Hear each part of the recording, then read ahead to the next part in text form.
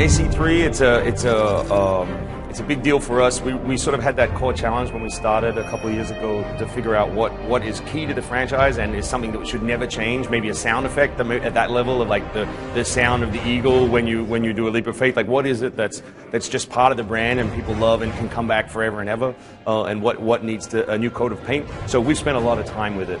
So it's early on there was sort of the easy idea. I remember sort of week one, someone said, "Oh, we've got Ben Franklin. He's an inventor. He could just be like Leo." And so for about 2 days we thought, "Oh, maybe that could work." And then the more you think about it, the more you realize, A, he invents, the lightning rod and an oven and this really creepy musical instrument, and not so useful really for an assassin. But also it's just way too close. It's too easy, it's too pat. It feels like you're putting pegs in holes, you know what I mean, as opposed to making a game. So a lot of those ideas, they might float for a little while and then go away. And similarly, when you're working on a mechanic, when it's in your hand for 6 months, 9 months, after a while you start saying, "No, we need to change this. This is not good enough." So yeah, the new assassin is Conor. That's the name he adopts when he tries to move in Western society. But he's a half Mohawk, half European, and the story of how he sort of gets caught up in the war with the Templars, how he joins the assassins, how he crosses over with the American Revolution is sort of the story of the game. So we don't want to give too much away there, but tonally, yeah, we wanted a different assassin.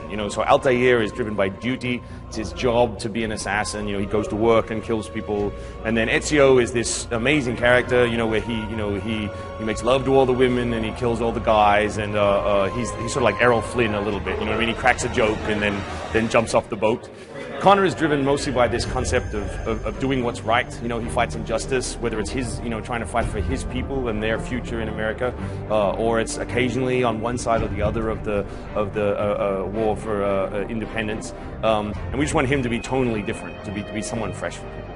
So it's really important to us that people understand that the game is not the battle to win the American Revolution. Like the story starts before the American Revolution by several decades, and it goes beyond the final surrender at Yorktown at the end of the Revolution. It's the story of assassins versus Templars, and there are Templars all throughout the colonies, some on the British side, some on the American side. So Conor's role whenever he's in a scene is occasionally aligned with forces in the game, but his goal is always to stab Templars.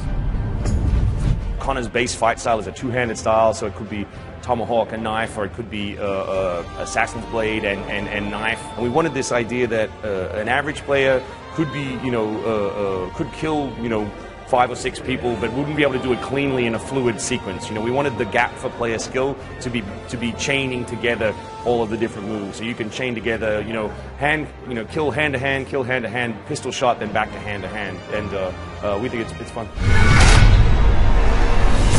We've said it before, we'll say it again, but there are definitely cities in Assassin's Creed 3. There's Boston and New York, but yes, a lot of the new gameplay takes place in the frontier. When we started the game, we realized that, AC1 and AC2 had refined this notion of cities as playgrounds, climbing on things, over things, through things, and really making a city a three-dimensional gameplay space. And we realized that people had built forests in games, many times, but they're rarely, if ever, 3D spaces, you know what I mean? And it was funny to me just that the only thing I can climb in real life, which is a tree, is the only thing I can't climb in Assassin's Creed. So, all this sort of comes together, and you cross in a little bit of Conor's native background and the sort of comfort he should have in a wilderness setting. And we just thought it was a big opportunity to take the frontier, to build, trees, cliffs, snow, deep snow, shallow snow, and have a character who was as comfortable in that environment, and the gameplay space was as fun for players as cities were in the previous games.